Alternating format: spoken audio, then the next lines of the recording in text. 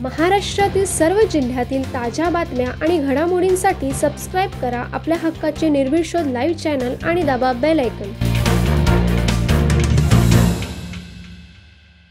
उरण तालुक्यातील 35 ग्रामपंचायतीच्या सरपंच पदाचे आरक्षण दिनांक 23 एप्रिल 2025 रोजी JNPT वसाहत मधील बहुउद्देशीय सभागृहात उपविभागीय अधिकारी पवन चांदक यांच्या उपस्थितीत संपन्न झाले। गावनिहाय सरपंच पदासाठी आरक्षण पुढील प्रमाणे: जासई अनुसूचित जाती, रानसई अनुसूचित जमाती, चिरले अनुसूचित जमाती, चांडजे अनुसूचित जमाती महिला, हनुमान कोलीवाडा, पिरकोन, म्हातवली, जुई के गाव नागरिकांचा मागास प्रवर्ग महिला, वेश्विन, बोकडविरा, सोनारी, कळंबुसरे नागरिकांचा मागास प्रवर्ग, विंधणे, सारडे, पागोटे, बांधपाडा, फुंडे, गोवटणे, पांजे, पुनाडे, करळ, नागाव, डोंगरी सर्वसाधारण महिला, कोपरोली, बेंडकल, जसकार, घारापुरी, वशेणी, आवरे, नवीन शेवा, चिरनेर, दिघोडे, नवघर, धुतुम सर्वसाधारण।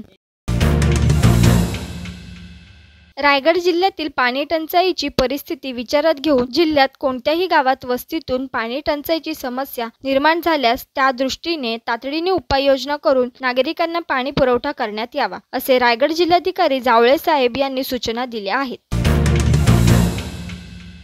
जम्मू काश्मीरमध्ये पहलगाम येथे झालेल्या आतंकवादी हल्ल्यात 28 निष्पाप पर्यटकांचा जीव गमवावा लागला। ही घटना संतापजनक असून देशाच्या सुरक्षेवरील थेट आघात आहे। या भ्याड हल्ल्याच्या तीव्र निषेधार्थ 25 एप्रिल 2025 रोजी उरण तालुका मराठी पत्रकार संघाच्या वतीने उरण तहसीलदार उद्धव कदम यांना निवेदन देण्यात आले।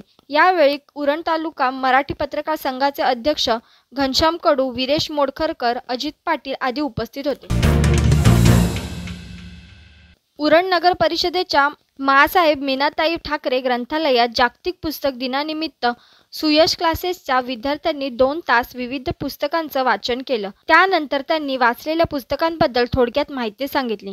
ग्रंथपाल संतोष पवार यांनी विद्यार्थ्यांना शिक्षणाचं महत्त्व पटवून दिलं, ज्यामुळे विद्यार्थी खूप खुश झाले आणि त्यांनी नियमित ग्रंथालयात येण्याची इच्छा व्यक्त केली। हा उपक्रम यशस्वी करण्यासाठी ग्रंथालयातील विद्यार्थी चेतन सोदारी, शिक्षक दीपक वायदाडे, शिक्षिका मनीषा म्हात्रे, शिक्षिका हेमांगी घरत, पालक स्वाती मोरे यांनी सहकार्य केले।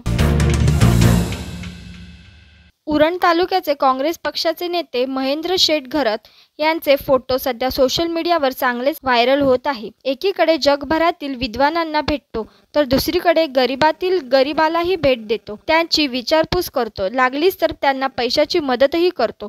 महेंद्र शेठ घरत यांनी मोफत ॲम्ब्युलन्स सेवा गरिबांना घरे देण्याचे काम सुद्धा केले आहे। उरण तालुक्यासह इतर नागरिकांच्या समस्या तसेच विविध सामाजिक मुद्द्यांवर काम करत असताना कामगारांचे हितासाठी धडाडीने काम करत आहेत। या व्हायरल फोटोच्या माध्यमातून त्यांच्या कामाची चर्चा नागरिकांमध्ये चालू झाली आहे। दलित पॅंथर, आरपीआय आणि बौद्धजन पंचायत समिती उरण यांच्यासारख्या विविध सामाजिक संघटनांमध्ये महत्त्वपूर्ण पदांवर उत्कृष्ट काम करणारे रमेश हरिश्चंद्र कांबळे यांचे अल्पशा आजाराने दिनांक 22 एप्रिल 2025 रोजी निधन झाले। रमेश कांबळे यांचा सिद्धार्थ चौक मैदान वाचवण्यासाठी सक्रिय योगदान होता, तसेच बुद्धविहारामध्ये वीज जोडणी आणि मूर्ती बसवण्यासाठी मोलाचे कामगिरी केले होते। रमेश हरिश्चंद्र कांबळे यांना भावपूर्ण श्रद्धांजली।